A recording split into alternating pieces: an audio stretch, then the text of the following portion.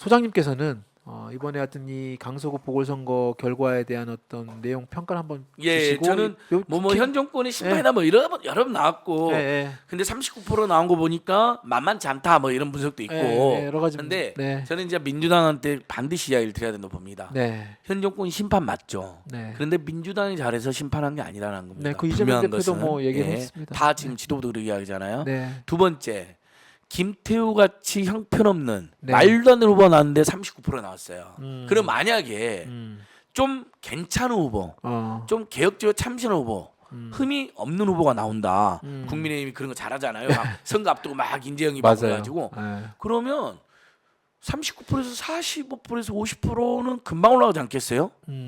최소 45% 안팎은?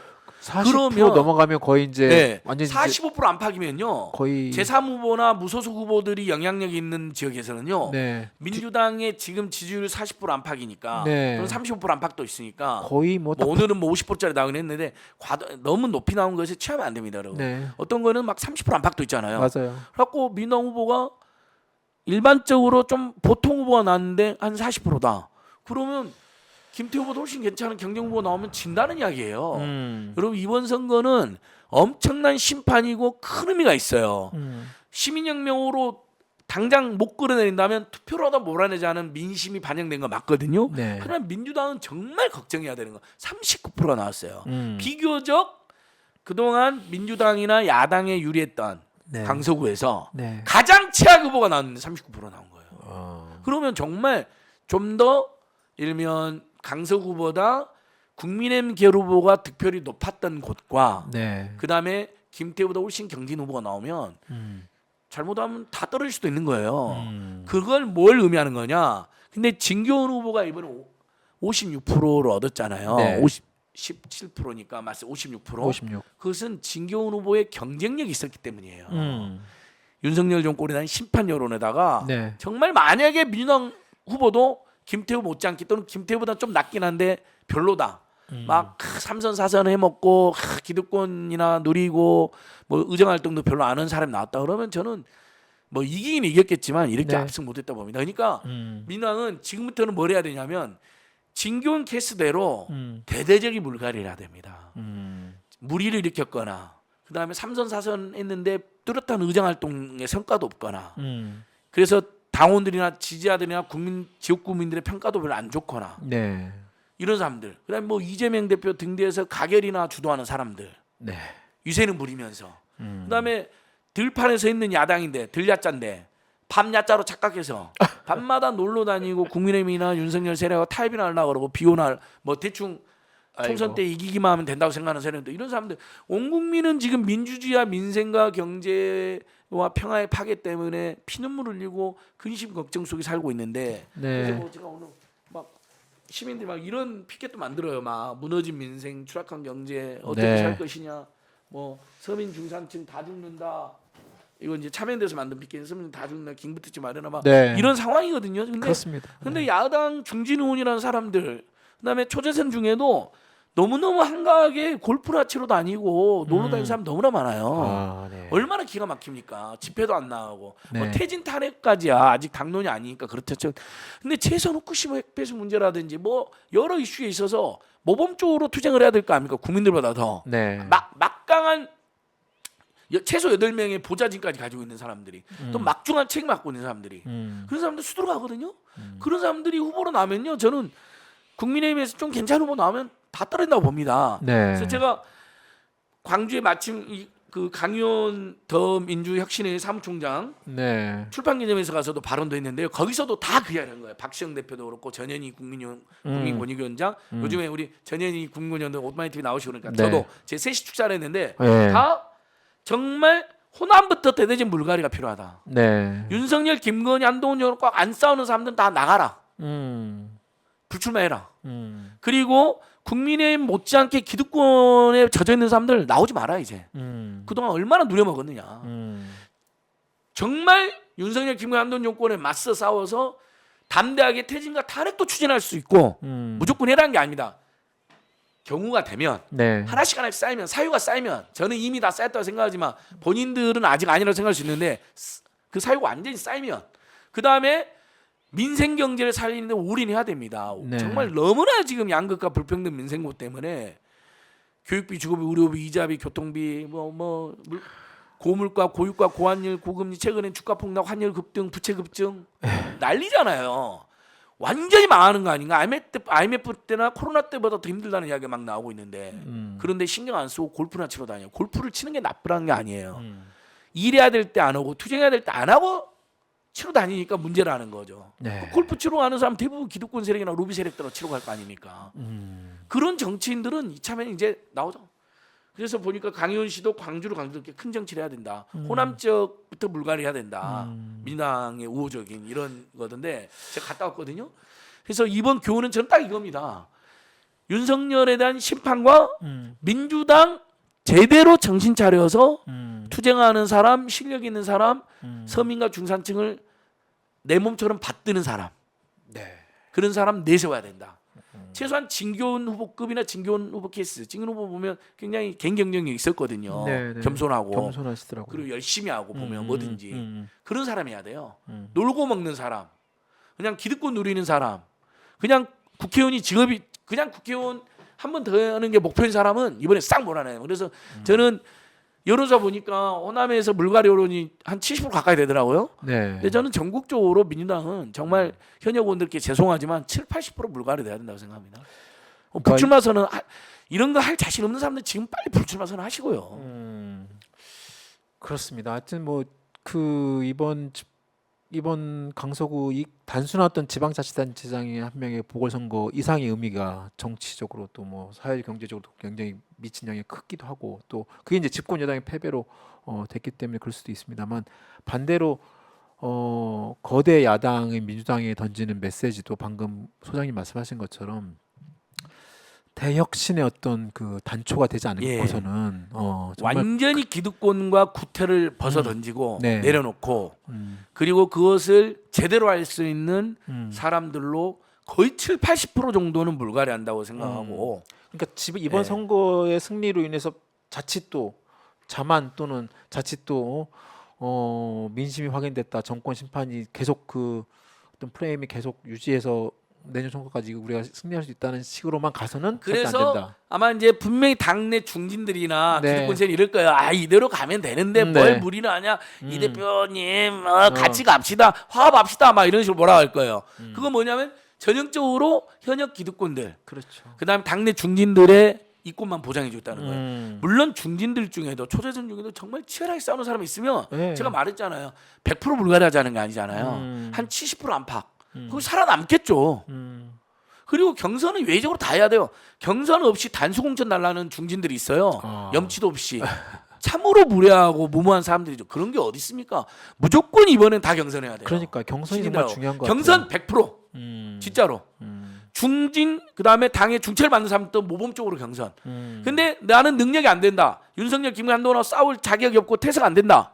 난 민생경제 이슈도 잘 모르겠고 못 챙기겠다. 그럼 불출마.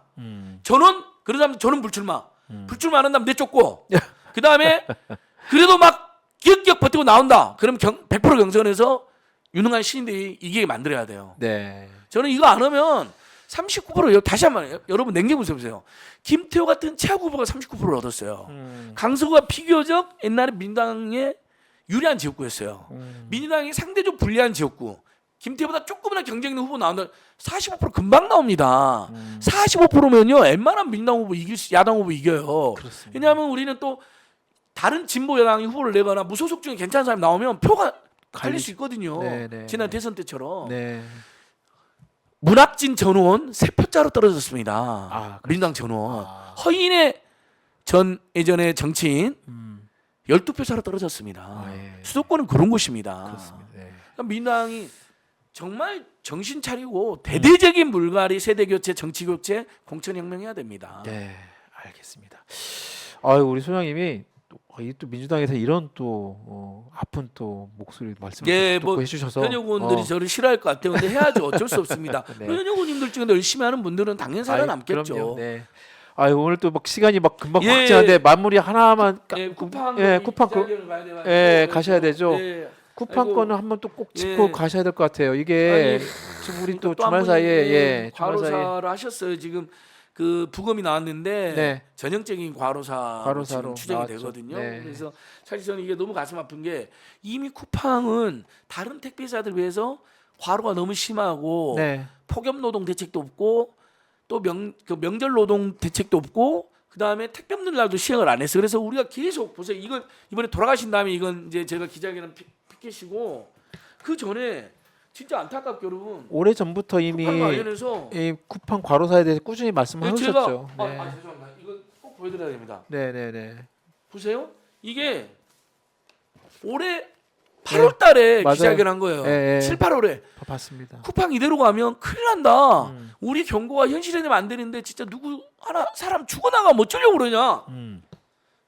이거 1년 전에 1년 전에 1년 전부터 쿠팡 제발 과로 노동 아웃 음. 큰일 난다. 다른 택배사는 요즘에 과로사가 거의 근절되고 있다. 네. 전 국민이 응원해주고 도와주셔가지고 실제 그랬잖아요. 여러분 밤에 돌아다니는 요즘에는 일반 택배 기사님도 안 보이잖아요. 많이 줄었습니다. 다 거의. 보면 네. 쿠팡이나 쓱 이런 분들만 지금 아. 심하게 막 뭐 체라 배송, 뭐 로켓 배송 이런 이유로 네. 저는 너무너무 걱정이 되더라고. 이분들이 시동도 안 끄고 문도 열어놓고 뛰어가요. 아. 왜 그런지 아시죠? 시동 끄면 시간 걸리잖아요. 문 닫으면요 또 시간 걸리죠. 문 또 열어야 되죠. 그 시간을 아끼려고 네, 체크하고 맡기려고. 앞문 열어놓고 뒷문 열어놓고 시동 켜요. 제가 아이고. 11시, 12시, 1시에 맨날 봐요. 나 사진 항상 저는 찍어놔요. 아이고 참. 그 증거. 저렇게 뛰는구나. 저분들 어떡하냐. 음. 쓰러지시면 안 될 텐데. 근데 결국 한 분 쓰러지셨잖아요. 네. 제가 1년 전부터 몇 달 전부터 그리고 제발 좀 국정감사에 불러서 쿠팡을 이렇게 국민의힘이 쿠팡을 감싸면서 국감 증인도 채택이 안 됐어요. 국감에라도 불러서 이걸 따지면 국감 그렇죠. 때 막 혼나면 개설하잖아요. 보통 많은 갑질했던 재벌이나 대기업 그렇죠. 이것마저도 채택이 안 된 거예요. 그러니까 대책을 하나 안 세운 차원에 이 비극이 발생합니다. 지금 국회 앞에 네. 택배 우리 노조원들이랑 택배 사람들 모여 계시거든요. 저도 네. 이제 안진걸 TV에서도 생중계하고 있는데 저도 이제 얼른 뛰어가야 됩니다. 그렇군요. 이 문제도 아유. 제가 계속 잘 대응해서 정말 너무 우리가 먹고 살려고 가족들을 행복하게 일하려고 그 가족들을 행복하게 살려고 노동하는 거지 죽으려고 노동하고 잠도 못 자고 노동하고 이 잠 못 자고 노동하면 발암 물질인데 암 걸리고 네. 가족들하고 명절도 못 세고 여름 휴가도 못 가려고 노동하는 거 아니잖아요. 그 이번에- 기계죠 기계. 이번에 그 운명을 달리하신 그 60대 택배 노동자분 그 머리맡에 배달하지 못한 택배 네, 상자가 세 3개가 개의 박스가 남았다고 한 그걸 보고 정말 마음이 너무 무겁고 안타까운 마음이 들었습니다. 하여튼 이 쿠팡의 죽음 이 부분은 정말 국회든 아니면 뭐 국회가 정말 나서서 뭐 어떤 제도적으로도 어떤 장치가 필요하다면 좀 연구도 하고 또 준비도 해야 될 것 같지만 기본적으로 이 새벽 배송과 이 로켓 배송 뭐 포함해가지고 근본적인 고민을 해봐야 됩니다. 근본적 고민을 해봐야 될 것 같습니다. 맞벌이부 입장에서는 새벽에 와 있는 게 좋긴 좋긴 한데 하지. 네. 그것을 없애기는 어렵다면 네. 예를 들면 차량 노동은 사실 4시간이 8시간에 맞먹는 거거든요. 그렇습니다. 주간에. 네네. 그렇게 정도의 제한을 둬서 맞아요. 할 수는 있다고 봐요. 저는 네. 없애야 된다는 분들도 있는데 음. 당장 없애기 어렵다면 할 수 있다고 보는데 네. 새벽 심야 노동은 4시간만 차량 노동은 그러니까요. 그리고 쉬게 해드린 거고 쉬게. 급여는 주간 8시간에 비슷하게 드리는 거죠. 그러니까 그 심야 그래도 안 하려고 그럴 거예요. 노동- 그렇습니다. 그래도 위험해요. 네. 생체 리듬이 깨지니까. 맞습니다. 예를 들면 그래도 4시간 정도 하고 충분한 휴식을 취하게 해드리면 음. 그나마 과로사나 과로 질환은 조금 막지 않겠습니까? 그렇습니다. 예를 들면 이런 좀 특단의 대책을 세워야 됩니다. 그렇습니다. 네, 알겠습니다. 아 그리고 뭐 저기 연구소에서 또 어마무시한 금액을 또 저희는 이제 뭐냐면 4천만 원을 또 민생경제부는 기부하시고 막 예전에 그러셨던데. 참여연대 있을 때 네. 그 뭐 박원순 전 시장님도 그렇고 여러 선배님들 보니까 돈을 벌거나 상을 받으면 네. 기부를 그렇게 많이 하더라고요. 아니 이미 계속 많이 하셨잖아요. 그러니까 계속 하고 저희는 이제 계시던데. 저희 민생경제부는 안진걸 TV다면 저희 동료들은 네. 그 예전에 선배들이 배운 대로 아이고. 우리가 부자는 아니지만 네. 그래도 이제 참여연대 있을 때보다 제가 참여연 나왔잖아요. 민생경제연구소 만들었잖아요. 참여연대 3차 행위 끝나고 훨씬 자유롭게 방송이나 강의 같은 거 하잖아요. 뭐 자문도 하고. 예. 그래서 버는 돈은 그다음에 책도 냈고 네. 그런 돈은 좋은 데 쓰자로 우리는 결의를 했어요. 처음부터 그래가지고 이번에 뉴스타파가 압수수색 당했잖아요. 그래서 1,000만 원. 녹색연합 압수수색 당했잖아요. 1,000만 원. 그다음에 이제 안진걸과 함께하는 사람들 만든 꿈수 청년 장학기금이 있는데 이제 꿈은 많은데 돈이 없어서 고생하는 청년들한테 장학금도 매일 예, 주고 계시잖아요. 벌써 6번 했고 이번에 크리스마스 앞두고 7회로 또 7, 8명 선발하려고 합니다. 1인당 아이고. 300만 원씩. 아이고. 그래서 거기에 1,000만 원, 그래서 3,000만 원. 그다음에 열심히 투쟁하는 군인권센터 이태원 참사 추모 일주기 대책위원회. 그다음에 아동복지단체 세움, 부모가 감옥에 가버리면 아이들이 남아 있잖아요. 네. 그걸 돕는 단체거든요. 세움. 그다음에 재물포 밥집, 여기는 노숙인들 무료 밥집이고. 네. 그다음에 윤석열 오세훈이 청소년 센터 같은데 학교 밖 청소년, 대한 청소년, 대학 예. 예산을 다 깎아버렸어요. 그래서 학교 밖 청소년 센터, 강동 청소년 센터 와플이라고 있어요. 거기에 이제 각각 200만 원씩 하니까 제가 이번에 아이고. 민생경제연구소랑 저랑 또 양희삼 목사님 있어요. 양희삼 TV 하시는 같이 4천만 원을 모아가지고 제가 1,000만 원씩 이렇게 아이고, 기부를 했어요. 뭐라고 그렇습니다. 그렇습니다. 우리 소장님이 여러 가지로 네. 알겠습니다. 자, 오늘도 저희 매주 월요일 저희 안진건 소장님과 함께 또 한 주의 이슈와 내용들 한번 정리해보고 또 좋은 말씀 또 오늘 시간 내에 너무 감사드리고요. 또 기자회견 또 가셔야 예, 되니까. 쿠팡 지금 택배 기사 동료분들이 슬픔과 울분에 찬 네. 기자회견 하고 계셔서 얼른 네. 달려가 보면 됩니다. 알겠습니다. 하여튼 저희 또 건강 조심하시고 예, 예. 유의하시고요. 네, 예. 또 저희 또 다른 예. 시간에 또 좋은 말씀 듣도록 맞습니다. 하겠습니다. 우리 오마이 TV 200만 네. 구독자 갈 수 있도록 더 저도 노력하고 예. 여러분 아무튼 고속도로 게이트는 구속도로 게이트가 되고야 말 것입니다. 끝까지 열심히 하겠습니다. 네. 예. 알겠습니다. 시장님 어떻게 보셨습니까? 저희 오마이 TV 또 다음 또 이번 주 내 국감 또 생중계 여러분께 또 생생하게 전달해드리고요. 또 다양한 또 전문가분들 모시고 또 좋은 컨텐츠 만들도록 노력하도록 하겠습니다. 구독자 지금 168만 명인데요. 저희 우리 소장님 덕분에 또 빨리 또 많이 구독 늘렸으면 좋겠고요. 200만으로 빨리 가자. 알겠습니다. 오늘 많은 시간 아니 깊은 시간 뭐죠? 오랜 시간 하여튼 해주셔서 감사합니다. 다음 또 뵙도록 하겠습니다. 예, 감사합니다. 여러분 또 만나요. 네, 감사합니다. 고맙습니다. 네.